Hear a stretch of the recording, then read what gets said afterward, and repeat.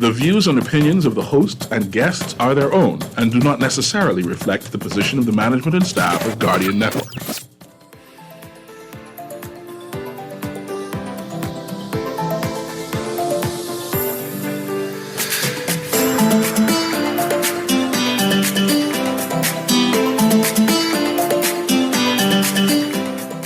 Good morning and welcome to Guardian Radio AM. Today is Thursday, February 23rd, and it's a little after 11 o'clock in the morning. Once again, this is C.A. Newry, and I shall be your host today as we talk about National Engineering Week.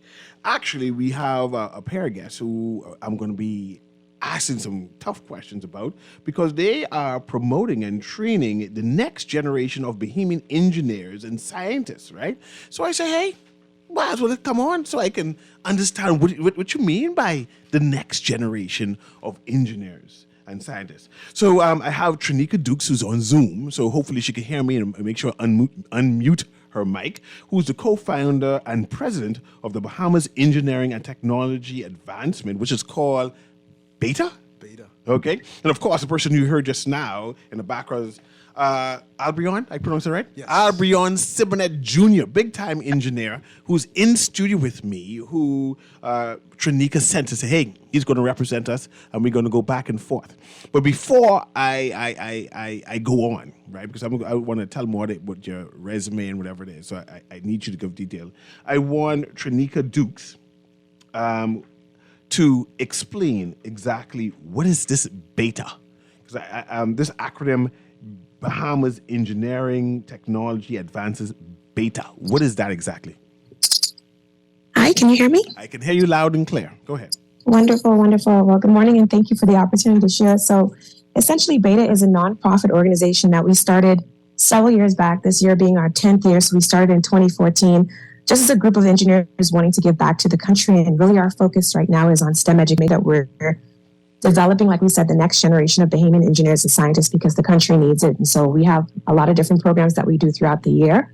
And we're always volunteering our time to make sure we train students and teach them exactly what engineering is and exactly what those career pathways look like. And so that's what we do as an organization. And I want to formally introduce you, right? Because I know your career, but my listening audience need to know is you and Mr. Andre Wilson, I can't pronounce her new last name, who started this BETA program. But I want to know your bio so people can appreciate who you are. Okay. And then Yes. why you said, man, I'm going to start a volunteer program and I'm going to help these Bahamian children. I need to understand what you're thinking. Yeah, no, for sure. And so my background, I'm an engineer by discipline as well. I have a degree in biomedical engineering, a bachelor's degree, and I have a master of science in mechanical and nuclear engineering, as well as a master of science in law. I currently work as a manufacturing program manager for a medical device company in Boulder, Colorado, but it's a global medical device company called Medtronic. And so essentially I do a lot of work with our project management across our 67 manufacturing sites. So that's what I do on my day-to-day. So working in med tech, but the real reason why we started the organization was because, when we were in high school, I grew up in Freeport and I went to Sunline Baptist Academy. And honestly, when I graduated high school, I didn't know that engineering was an option. I kind of fell into it, to be quite honest. My first day in orientation for college, they somehow put me in the School of Engineering. And I sat down, I was like, Mommy, I don't know what engineering is. Why am I even here? But, we sat and we listened to the talk, for, whatever time frame it was. And after they kind of provided the options, and she was like, don't you want to work in the healthcare field? And I said, yes. And she said, well, pick this one. And it was biomedical engineering. And so DeAndre and I kind of share the same story in that we didn't necessarily know it was such a viable career path until after high school. And so we noticed that there was a gap. And a lot of our team members also shared the same story that, nobody told us about engineering. There's a few that did know, because Albert is the exception. He did know about engineering, but a lot of us didn't. And so we found that a lot of students back home don't know that this is a career path and it's something that's needed and it's constantly shaping the future. iPhones, iPads, everything that we have today is technology driven. And so we don't want people to just be consumers of technology, but also creators of it. And that's why we really formed the organization, to bridge the gap and make sure we're developing and giving students that opportunity for exposure. And you're right. A number of persons does not know what this engineering about. When I think of engineering, I think about this electrical engineering and this construction engineering, and it's basically to build houses, right? And when you start speaking and you get excited, you start calling all kind of jobs. I said, man, I wouldn't mind doing that. I didn't know that was engineering also. But this is what I found interesting. You live abroad. You have a big time job, right? Why did you decide to say, I'm coming back home to help Bahamian children? I mean, you give a synopsis that you wanted more Bahamians to be aware, young as an option, right? But I mean, you was living the life, right? Why are you still making yourself available and your entire team? Because you have a team of engineers, top-ranking engineers inside the country who is volunteering their time for free. Yes, for free. You don't get paid. But like I said, but you live abroad. I do. I explain Honestly, that. when it comes down to it, I think we all have a duty, whether we live abroad or at home, to give back to our country. You know, at the end of the day, I'm always going to be a Bahamian, no matter where I live. But I think it's important to invest in our country, and that doesn't have to be just financially and monetarily, right? But I think we're all responsible for shaping the future, what the Bahamas is going to look like 5, 10, 15, 20 years from now. And the reality is, yes, I live abroad, but do I want to stay abroad the entirety of my life? No. I'd like the option to come back home. And I think it's important for us to start developing the workforce and the skill sets, the labor that we need to support the new industries that we want to build. And the reality is the opportunities don't exist now, but if we start tapping into the pipeline of talent that we need to build, when we start to create those industries and those new economies and new streams of revenue for the country, we'll have the labor force to support it. Right now, we don't. And I think that's the importance of why we're giving back now, and we're giving back at this stage to do just that. So right now we have a shortage in professional engineers. There's a labor shortage. Let's bring Abrion into this. Abrion Simonet Jr., right? Why you joined this beta thing? Where did you meet Trinika to say, hey, I like this idea that you came up with, right? I want to be a partner in that. Yes, so I thank you for that. And thank Talk you directly for, to Mike. Yeah, I'm sorry, Mikhail. Go ahead. Thank you for that. Thanks for having me on the air to talk about what I love so much, engineering. So my story, I learned about engineering in 12th grade. At first, I wanted to be a doctor because I thought, okay, if you like science, if you like math, that's really the only career path for you. But if you have a technical interest in sciences and math and such, I found that engineering was the right path for me. So I started out my engineering career. During my time in engineering school, I would have joined the National Society of Black Engineers, which would have exposed me to a lot of other engineers who were passionate about the profession. This is when you was in the States, This right? is while I was in the States in college. So I attended Morehouse College and Missouri S&T.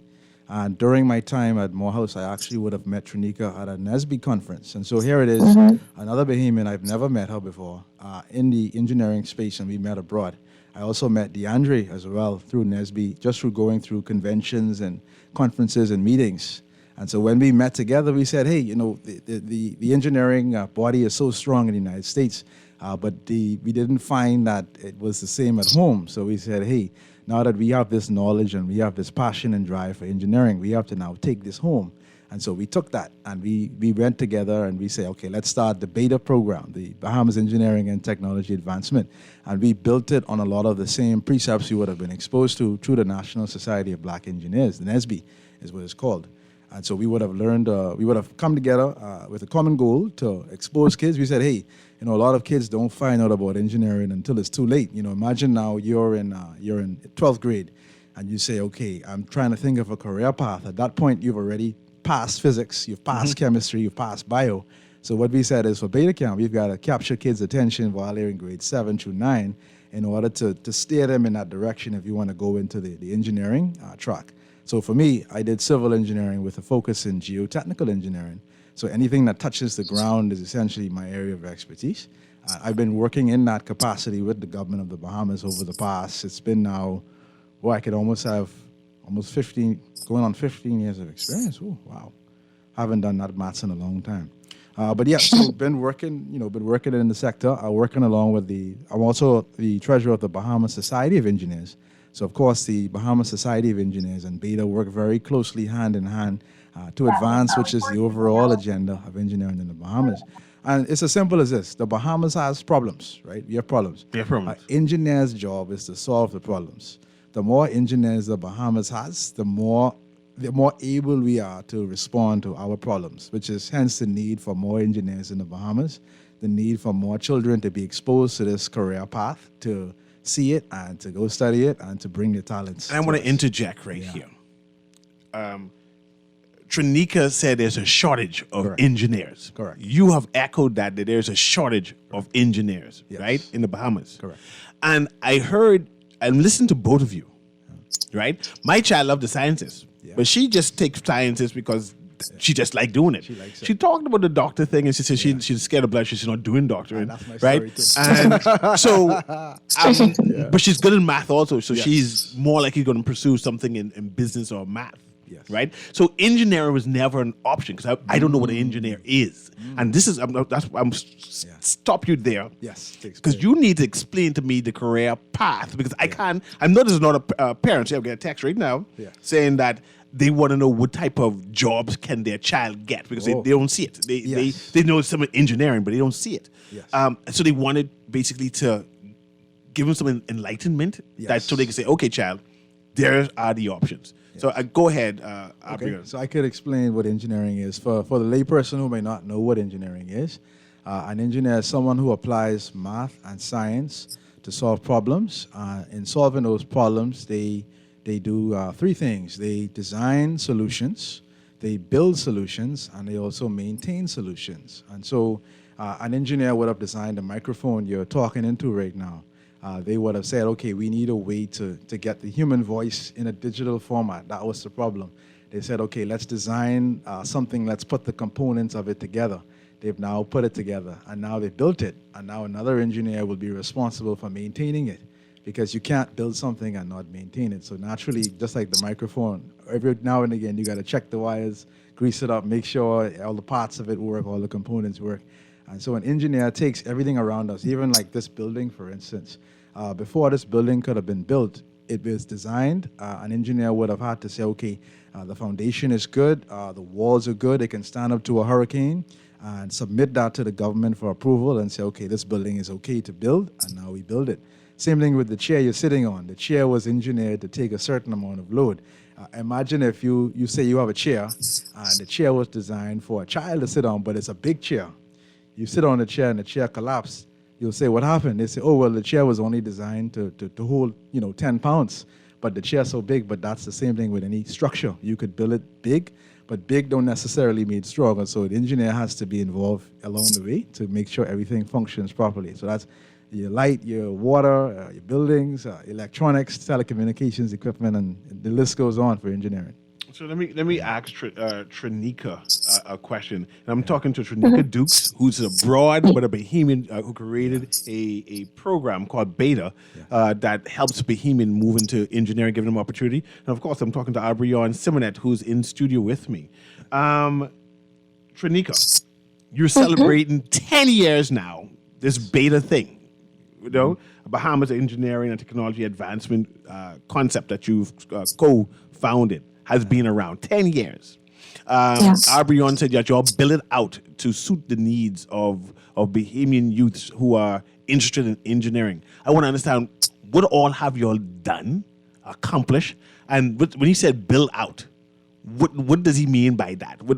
I assume he developed the concept of what you put out, but I want to know, how did you do that? Yeah, I think as a team, we came together, back in 2014 to discuss what we wanted to accomplish as a group and what the real problem is that we were trying to solve at the time. And like we said, there's a gap between students understanding what engineering is, knowing what the career pathways is, and really that gap is exposure. And I always say exposure is the difference between having an opportunity and even knowing that one even exists. And so for us, we wanted to make sure, create those opportunities for exposure. So when we came together, we tried to figure out what we wanted to accomplish. And I think our overarching vision as a group was to create a future where Bahamians are technically equipped to compete in the global market. Right now, the Bahamas can't compete, technologically speaking, against most other countries, to be honest, whether it's throughout the Caribbean, whether it's, on the large global scale. We just can't compete because, again, we're not known for innovation. We're not known for technology. We're known for tourism. And so for us, we wanted to create programs that help to inspire students to understand, again, what engineering is, but also to pursue that as a career path. And so we created a program called Beta Camp, which is pretty much our summer engineering camp that takes place for 2 weeks. And it's sponsored by various companies. We normally get a in-kind sponsorship through organizations such as University of the Bahamas, where we've hosted the camp several years in a row. And so we host the camp there, and each of us actually teach. So we're instructors at the camp as well. And so we bring our experience, our knowledge, our time, and we come and we teach the students about our particular career path. So Abrion will teach in civil engineering. I will teach in mechanical engineering as well as biomedical engineering. And we have DeAndre, who's a chemical engineer, and she teaches that stream. And so we have other disciplines of engineering that we'll also teach the kids too. But we've hosted that program. We have a hackathon actually that's coming up that we're registering student teams for. It's a competition. Registration for that closes next week, Thursday, which is March 2nd. So it's called Beta Hack. That's another program we've had. And this year, we're actually looking to launch a few more programs that cater to students in grades 4 to 6, so upper primary school, called Bright Minds Academy. And we have another program we're developing for high school students called Delta Club. So again, we want to create this pipeline of programs that make sure we're touching students at every critical juncture of their educational journey. And that's really what we're doing as an organization and some of the impact that we've had so far. But yeah. I'd be remiss if I didn't ask you the team members who help teach and make sure this happens. So give me their names and their disciplines. So Auburn, you got to help me with this too. So like I said, I teach the biomedical engineering stream. There's Chadwin Hanna. He also teaches the biomedical engineering stream as well. He lives in the U.S. and is in the MD PhD program. We have Theodore Davis, who's actually in a PhD program in the UK. Then we have DeAndre Wilson Ihajirika, who is my co-founder. She teaches chemical engineering, as well as Ashley does it as well. We also have Jessica Bain that teaches chemical engineering. And then Abram, you want to shout out the civil engineering instructors? So there's a lot of people have assisted Beta over the years. I can shout out Deshinka Boswick, and I could also shout out Devon Edgecombe, the actual president of the Bahamas Society of Engineers, who would have worked along with us in Beta Camp in the early formative years. So the idea of going through all the names is a little tricky because over the 10 years we've had changing volunteers. And so there's been a lot of engineers, and I think if we start to name some, we can miss just the one who's tuning in. But I do have to shout out Edison Hanschel, who's like our top software engineering instructor. Then there's Samia Thoughton Betty. Then there's Shante Cargo for electrical engineering as well. And so Darren Butler, who's also in our software engineering stream. So there's a lot of engineers that support the work that we do, honestly, throughout the year. And again, everybody volunteering their time. And we're constantly hopping on Zoom and Google Meets calls to plan out and make sure that we're getting the work done and making impact where we can. This is nice. I didn't know you had this such a large team and so many disciplines that can be taught to young individuals here in the Bahamas. But you chose our website. So if you want to actually see all the disciplines and a lot of the volunteers, you could visit www.wearebeta. So that's wearebeta.co, wearebeta.co, or you could search Beta Camp Bahamas, Beta Camp 242. Those handles will take you there. Also, if you search for bse.bs, that's the Bahamas Society of Engineers, that links back to the Beta page as well for learning more about engineering in the Bahamas. Okay. Yeah. Trinika mentioned hackathon. I picture hackers as people who's breaking people's computers and take things. So what's the bad ones do? Yeah, what's a hackathon? And then I'll go back to Trinika next to explain what's happening coming. So what's a hackathon, and why is this important for Bahamian students who are pursuing engineering or interested in engineering, and how are students in schools, I don't know about it, how are schools are aware of what's happening? Okay, so a hackathon is an incubation event, which simply means we bring different teams together to develop a solution to a problem. So the hackathon has a theme, and during that theme being issued, the team members, the different teams would be issued with a challenge. Come up with a solution for this that meets this. So we give them a list of criterion that they would have to meet. They would come together, brainstorm, put together ideas, put together prototypes, develop actual software codes that would act. So when I say software codes, computer programs, the students would literally design computer programs during the hackathon, and then they would compete and see who has developed the best solution to the problem, which is the theme. And so it's important to do this because it stimulates logical thinking and also the competitive mind. Because when you think about the thing about the big companies in the world, as they like an Apple or a Google, They're developing products and they are doing their best to be the best in the market. And so what we do is during this hackathon, these different teams would come together, compete, and they would compete for prizes. During the time, they're learning how to work as a team. They're learning how to collaborate across different disciplines because not one particular area of expertise is what you need for the team. The team is a multi-layered team. So in engineering, we commonly work across fields where, a mechanical engineer is working with an electrical, working with a civil. Any project you see, there's multiple elements. And so we expose them to this idea of collaborative teamwork and actually, instilling them that value of working together. So they learn that during the hackathon. Trinika, stand by because I'm coming back to you shortly because I want you to give me some times and dates and whatever it is. But I'm going to ask and challenge Aubrey on this, right? I had this teams you say they're in, right? Yes. I want you to give me an example because I try to envision this, right? Yeah. And I need to know like what grades can participate in this and how are the schools are aware of this hackathon, right? Explain that to me. Okay, so the age range for the hackathon is 11 to 14. That's grade 7 through 9 students. So pause there. I thought this was grade 11 and grade 12. This is... No, it includes those two, Alvin. Don't forget, it's all of high school, 7 to 12. Go ahead. All of high school. 7 through 12. Yeah. 7 through 12. Go ahead. Mm-hmm. Yeah, so all of the students there, and they would come together. And at Trinity, if correct me if I'm wrong, different schools put forward a team, right? You would represent your school. So this is actually... That's the plan. Think of how... like the BAISS is. So each school would put forward the best and the brightest to represent the school. And we would actually host them all together where, this school is going, St. John's is going after bragging rights on Princeville and QC, etc. You know you don't call a sack, right? And they go, look, just sat all over. so St. John's and SAC are going up for bragging rights. That's much better. Yes. And so that's how we do it. Trey, you want to chime on there? Yes, I'm coming to you. Okay. Yeah. Let's start from upwards, go down. Okay. When is this hackathon, Trinika? So our original dates started for this weekend, but we're going to open it. We're going to push it back to open to allow more registration to happen. And so the event itself will start on March 4th. We'll do like a big opening with all of the students, and essentially that'll be through a virtual setting.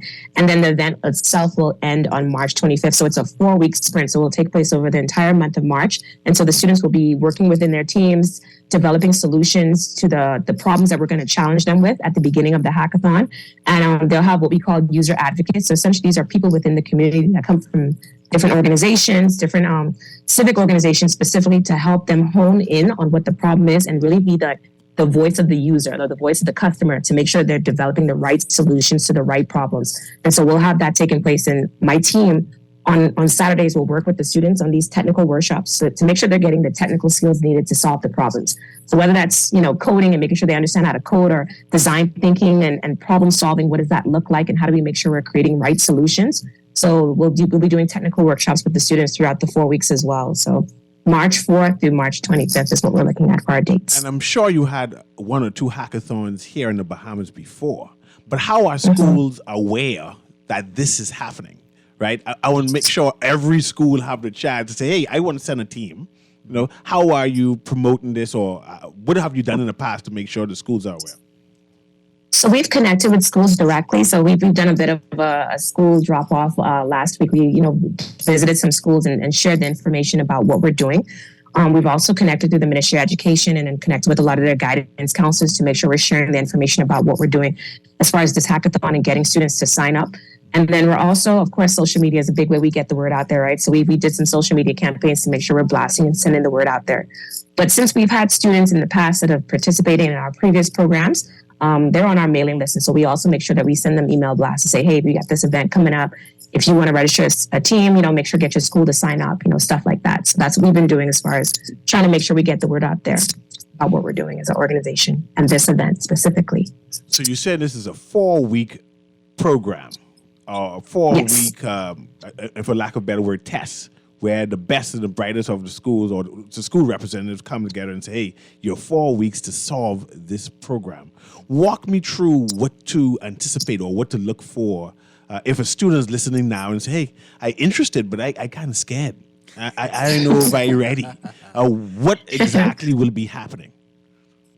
I mean, so the thing is, we don't expect the students to come in as experts and knowing it all and knowing how to get it done. That's where we have a whole team of experts, people that have subject matter expertise in different areas when it comes to this kind of stuff. And so I think you just have to come curious. If you're a little bit afraid, but you're curious and you want to learn how to solve problems, and specifically problems that are affecting the Bahamas today. And so the thing is, we're not giving them design challenges that are just random, like, hey, help me find, a solution to, whatever. We want to make sure that the problems are relevant to the Bahamas. And our theme this year is Hack the Culture, and it's centered around Bahamian history and culture. Given that this year is, independence and it's our 50th, year as a country. You have a 50th I think it was nice. Yeah, it was so we wanted to center it around that and trying to solve problems that take us into the next 50 years as a country. Like, how do we get better?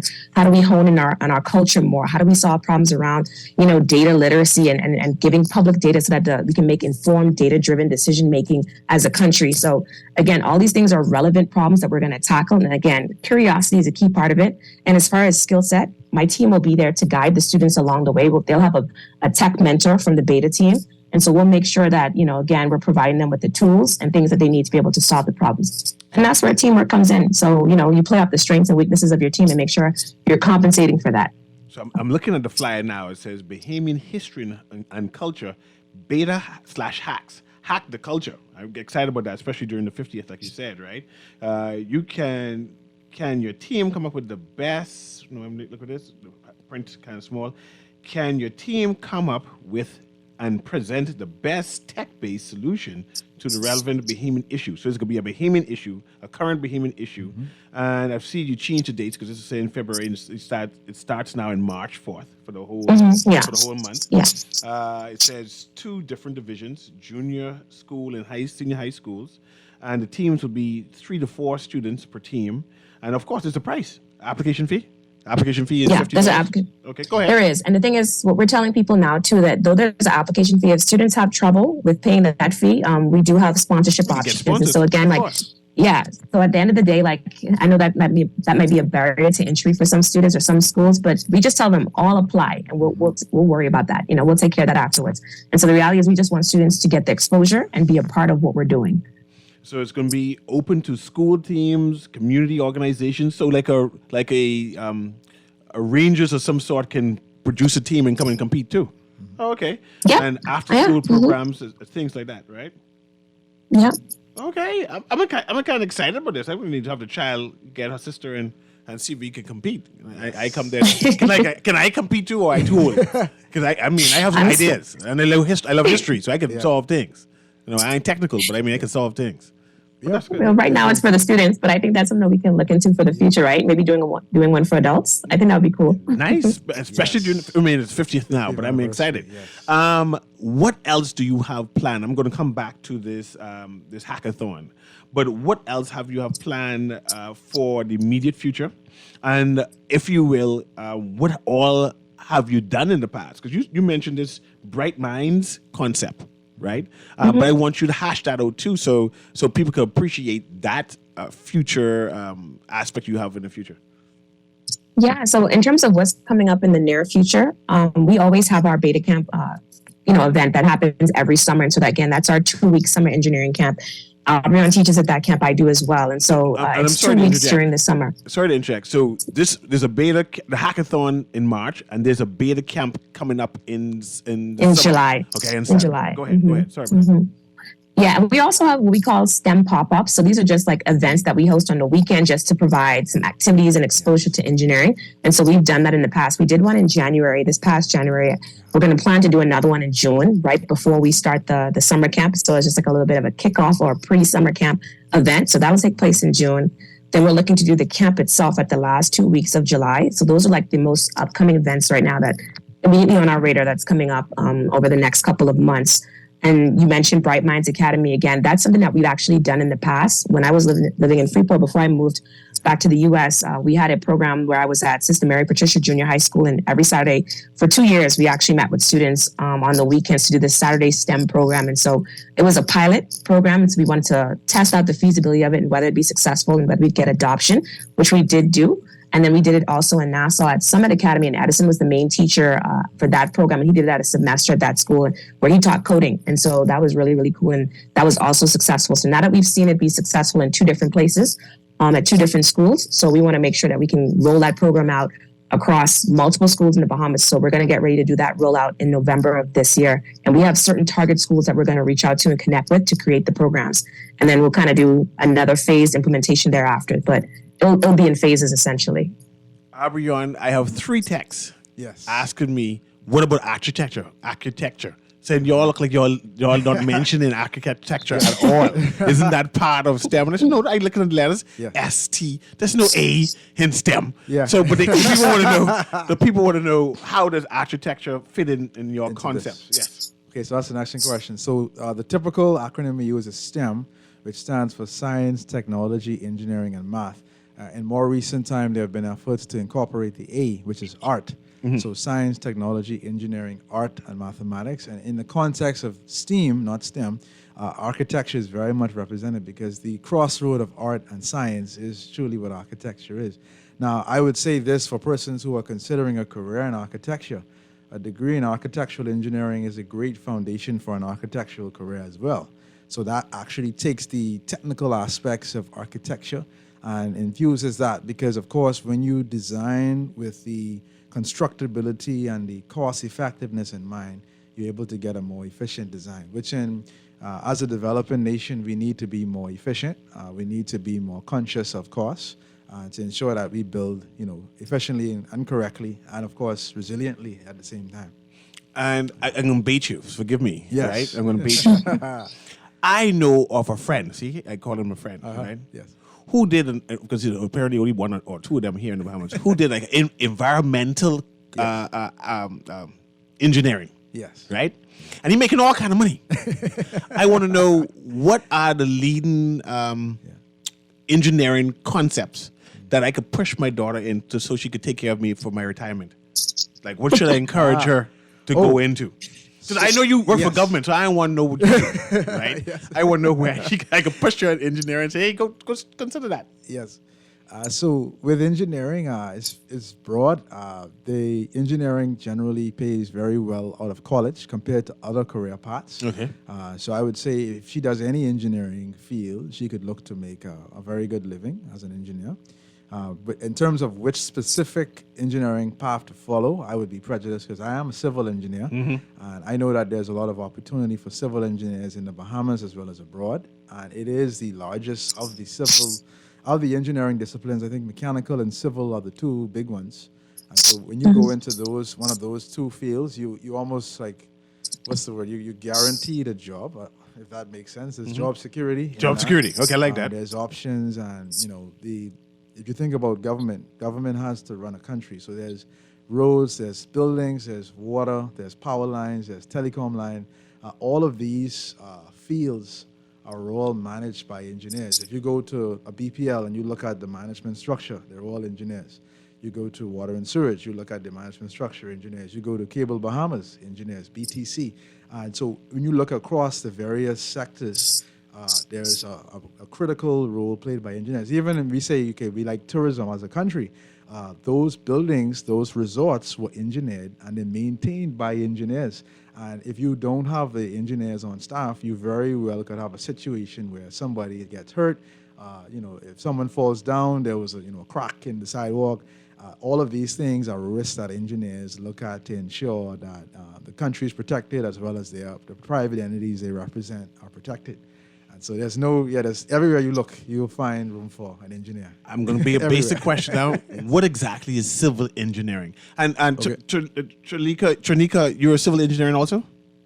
No, I'm a mechanical engineer. I come in next to you, so you can explain that. You can explain that to me, so I can explain this to my child just to consider. Go ahead. Yes. What's the civil engineering then? Trinika again. Civil engineers design, construct, and manage any infrastructure that touches the ground. So once there's a structure that touches the ground that needs to be designed or built, civil engineers involved. So that includes buildings, bridges, roads. You have berms, you have rock structures to protect the beach and coastal engineering. So anything you can think of that touches the ground, if it touches the ground, a civil engineer is involved. So that includes underground utilities. Civil engineers are involved in that, involved with the roads, involved with So it's y'all who transmission just doing that lines. village road thing. Yes, the civil engineers are involved in the village road improvement project from top to bottom. Okay. So that's from the contractor side to the government side to the utility companies. There's engineers put forward from every entity represented in that to ensure that the project is successful. And Trinika, this mechanical engineering that you do, what is that exactly? Yes. So essentially, mechanical engineers are responsible for designing systems and machines. So if you think about your car is a machine. It has a lot of systems that function within there, from pneumatics to hydraulics, all that stuff. So again, mechanical engineers are responsible for that part, right? And even when you think about the power company, you're going to need mechanical engineers as well, because you have these huge, diesel power generated systems. And so again, all of the gears and the functioning parts of that and pumps, that's all mechanical engineering as well. And so, we play a large role in supporting what Albion does as a civil engineer, what Latoya or Shante as electrical engineers might do. And so again, we kind of work hand in hand with each other. And so that's why Albion mentioned earlier that, we kind of work across different engineering streams. And so it's like this cross-functional, multidisciplinary teams to make things work. So, I mean, in my day-to-day job, and I have to put in a plug for Freeport because, that's where I'm from and that's where the island that I love, Grand Bahama. But Grand Bahama has this industrial sector, right, that has a lot of companies that hire engineers. You got the container port, you have Pharmachem. And before I moved to the U.S., I used to work at Pharmachem as a project engineer, working in our plants on reactors and pumping and filtration systems. And so, again, that's a lot of technically inclined work and a lot of skill-based work, but it was really fun at the same time and challenging. And so other companies like Buckeye, Bahamas, Statoil, the shipyard, GB Power, again, they all need engineers. And that's why we go back to the point of saying that there's a shortage, but we need more of us. And that's why we're doing what we're doing. But mechanical engineering, when you think about that holistically, it's really systems, machines, and maintaining, designing, and developing those. So this sounds like a sure job. So I like that idea. So I love the idea of encouraging Bahamian youths to have a secure job. You go and get your degree and you come back, more likely you get hired. I wanted to talk about mentorship and entrepreneurship, but I have a caller who wants to engage you. So let me patch the caller through so we can see what they want to talk about. Go ahead, caller. Go ahead, caller. I can hear you. Good morning, Mr. Newry. How you doing? I'm doing well. And good morning to the engineers in the room. Good morning, sir. I always admired the engineers of this country. Newry, do you know that was a Bahamian young man in his 20s, just graduated from Florida University somewhere, was instrumental in the building of the new bridge, the Cindy Poitier Bridge? No, I did not know. And that was my nephew. His name was Terrence Pidda. Nice. His father also was a civil engineer, worked in the Ministry of Waste for many years. Rudyard Kipling Pidda, who was the engineer for the Arawaki pumping station and the building of the big water reservoir. He was also the civil engineer responsible for the Morgan's Bluff pumping pipes and everything, bringing the barge in the water to New Providence when we had the barging system. And you know, Mr. Newry, also, when you look upon Blue Hill Road, you see that big blue water tower sitting up there? Mm-hmm. Hello? Go ahead. Listen, go ahead. Have you ever seen that big water tower sitting up on a big blue building with I see a it. big round ball on the top? I see it. That's what civil engineers do. They, like the gentleman said, they plan, design, and it touches the ground, and they go through waterworks, all kind of things and stuff like that. Nice. And like I told you many times I said this over and over. My brother told Mr. Pinley and many leaders in this country that the roadways in the Centerville area, around Montreal Avenue, around Rosetta Street, Madeira Street, still has those galvanized pipes underground, and eventually we're going to have a big disruption just like Village Road. What you think will happen when we have to change that around compared to what we do in Village Road? And I can ask Abrion about that right now, right? But before that, I want to talk about mentoring Trinika, right? I was speaking to Trinika Dukes and Abrion Simonet, and we're talking about Engineering Week. What is Engineering Week? Quickly, Abrion. And I want to talk about, as you get that information up, Trinika, I want to talk about mentorship. When students come to your program, do you talk about the possibility of salaries, jobs availability, the areas that they should concentrate upon or be interested in? I want to know what all does it encompass besides the hackathon and the access to experienced and talented engineers. Do you do that mentoring type thing? Shaping the world. Absolutely. Go ahead. Absolutely. That's 100% part of what we do is creating those mentorship connections. We ourselves are mentors for a lot of students that have come through a lot of our programs. And I know Albert in particular, he probably could talk about this, but there was a student that came through our program back in 2014. I think he came to 3 of our camps, 2014, 15, and 16. His name is Kendrick. I don't remember his last name, but he is actually Albrion's mentee, and he actually went off to study civil engineering, and he should be graduating or would have graduated last year. And so, you know, we all have opportunities to impact students beyond the program. So it's not just about come to the program, get the exposure, but how do we retain their interest in engineering post the program, right? Post high school, to make sure they actually get filtered into those engineering programs. And so for me, I have a ton of mentees, at least 20 of them, to be honest. And a lot of them have come through the beta programs, but also when I was in Freeport, I started an engineering high school club, and we traveled and we participated in competitions in NESB, the organization that Albion talked about at the beginning of this call. And so again, creating those connections. And so I'm still connected with a lot of those students. They reach out to me if they have questions, and I help provide guidance and create opportunities, hopefully for internships and, you know, career advice where they need it. And so, yeah, that's absolutely a pivotal part of what we do to reach back. It's not just to teach at the program, but how do we play a role in their career development along their journey. Okay, Abrion, tell me about this Engineering Week. Okay, so National Engineers Week is celebrated across the entire world. The Bahamas started to recognize the National Engineers Week officially in the Bahamas back in 2020.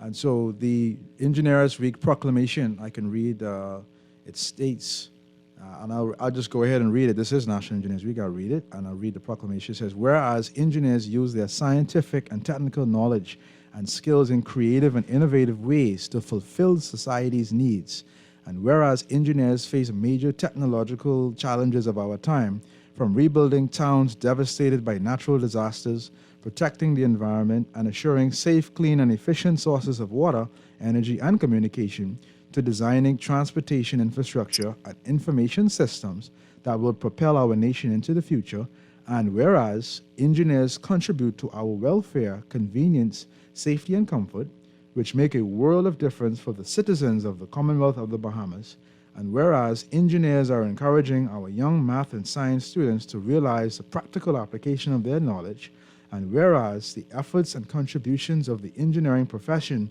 should be acknowledged, and whereas we will look more than ever to engineers for their knowledge and skills to meet the challenges of the 21st century and beyond, now therefore I, the Honorable Brave Davis, Prime Minister of the Bahamas, do hereby proclaim the week beginning Sunday, the 20th of February 2023, and ending on Saturday, that's the 24th, as the National Engineers Week in the Commonwealth of the Bahamas, and urge our citizens to be aware of the contributions engineers make each day to our safety, convenience, and quality of life.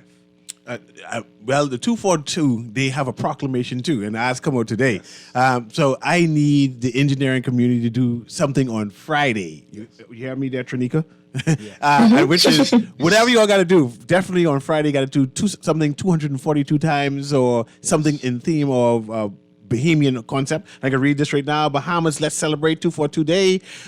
It's on Friday. This and every 24th of February, the 24th day of the second month. Show your Bahamian pride. Fly your Bahamian flags. Wear Bahamian flag colors. Eat Bahamian foods. Create and listen to Bahamian music. Donate in sequence of 242. Do something 242 times or $2.242 times, etc. Merchants, consider pricing items for $2.42 or $24.20 or $242, etc. Let's just have fun. Hashtag 242Day. Hashtag celebrate Bahamas. And of course, that if you take any pictures for the engineering people, make sure you put those hashtags. Let's go to this caller, and then I want you to sum up again with the hackathon again. Producer Patrick, caller through. Go ahead, caller. We have a couple seconds. Hello? Go ahead. We have a couple seconds. Yes, good afternoon. Good afternoon to your guests. I have a question. In your mentorship program, what role does drafting play? in your mentorship because I did drafting many years ago in Florida. And in studying drafting, I had to cover all of those areas: electrical, mechanical, designing of roads, bridges, and maps. And in doing drafting, I found out what my passion was, or what area of expertise in architectural drawing I was best suited, which was electrical engineering. So, do you focus on drafting, or have you introduced drafting in your mentor program to cover all these areas so the student can know which area that they are best suited in terms of architectural drawing? Okay, thank you very much, calling. Let me answer. Thank you. Want me to take that one, Trey? Or you? Yeah, go ahead, please. Okay, so excellent question, caller. And yes, drafting. So our students are exposed to various fields of engineering, and they do get to use computer-aided design, which is CAD. They use several different CAD softwares. They normally at beta camp, they have to bring their laptops or tablets. And so they would do a lot of design in their CAD space, and they would do drafting digitally. So we do give them an opportunity to see different types of drafting. And there's a lot of different types of software depending on what type of drafting you're doing. So they would get exposure to those during the beta camp. Okay. I'm going back to now Trinika. This Trinika Dukes, who's all the way in the United States, but she volunteers her time and dedicates her time to make sure Bahamian students get opportunities and exposed to engineering. And she mentioned that, hey, there's all kind of jobs in the Bahamas. And in fact, that there's a shortage of engineers and professions. And she's going a list of things. But she's having a hackathon come March 4th. It's going to be, how much weeks again? 4 weeks. 4 weeks long. Weeks, yeah. But I want to go over the summary of that. Give me the dates, time, and how can schools and civic organization contact you to participate in this, especially those boys brigade and girls brigades who say, hey, I can send a team, right? Mm-hmm. How do they contact you? And give me the summary of the program again. Yeah, so the hackathon is a 4-week design sprint. And so again, students are working in teams of 3 to 4. They can come from schools, they can come from after school programs, organizations like that. And they're going to be solving a problem related to a relevant Bahamian issue. So the theme is Hack the Culture, surrounding Bahamian history and culture. And so essentially the event is March 4th. And I think I said the end date wrong, but it's actually going to be March 4th to April 1st. So it's a 4-week design sprint, like I said before. They can contact us. We actually have an application on our website, and Albion mentioned that earlier, www.wearebeta.co, and that's wearebeta.co. And so you can go on the website, look at information about the hackathon, but also apply and register your school. So the application is there. If you need to reach us directly, you can reach us at contact@wearebeta.co, so wearebeta.co, or you can just look us up on Facebook, Beta Camp Bahamas. You can type that in or Google it, and it'll either lead you to the website where you can, send a contact email, or to our Facebook page or Instagram, and you can send us messages there. We monitor those frequently, and we do respond. So those are ways to contact us, but the application is on the website to apply. I get a traffic question for Abrion too. They're saying that, hey, UB don't have a bachelor's degree for civil engineering yet, or the engineering program, so y'all need a partner with UB to make sure it happen. And I'm saying it, telling the texter, we have competent engineers here. We can make it happen. Yeah, we just need to push it forward now. I agree. We don't have it yet. UB doesn't have it yet, but in due time, in God's timing, it will be there. Will be. Yeah. Yeah, we're definitely working on building those partnerships with the University of the Bahamas and making those connections so we can stress the importance of having these programs at home where students can get a bachelor's degree in civil engineering, electrical engineering, mechanical engineering, because it's important. And just for parents who are listening and some kids who are home today, what subject matter areas is a typical engineering student interested in, or typical, that's, what I'm trying to say. What subject? They usually concentrate upon. Are you talking about high school level? High school subjects? Level, yes.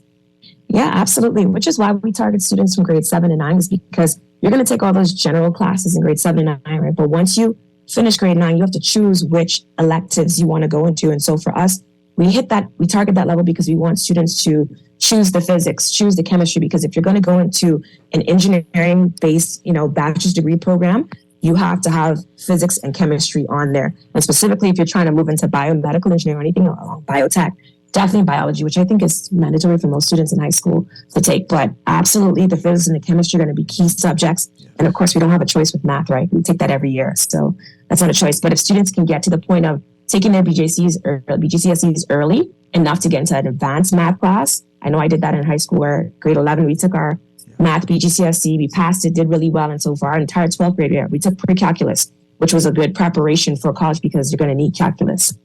So yeah, those are the subjects that students would definitely want to focus on and make sure they're doing well in. Good, and thank you very much, Trinika Dukes. And of course, we have Abrion Simonet, who is in studio, and Trinika is in the States. She's a big-time engineer inside the States there. And they are volunteering their time for free to make sure that Bahamian students get access to information about engineering, and they're giving some ideas. There's going to be a hackathon, beta hack, which is going to start in March 4th. It's going to be 4 weeks to lead until April 1st or 2nd, thereabout. And they want all the number of schools to participate. There's an entry fee of $50, but they're working with you. They're working with you. So go online. They said the website already. Go online and register, and they want all those counselors and all those civic groups and stuff like that who have students who are interested to apply. And let's see what's going to happen. And of course, they're solving issues that is based on the Bahamas. I'm kind of excited because this is the 50th year anniversary of the Bahamas, and they're themed oriented for that. This has been Guardian Radio in the AM with C.A. Newry, and thank you very much for joining us. Have a wonderful day. Thank you. Thank you.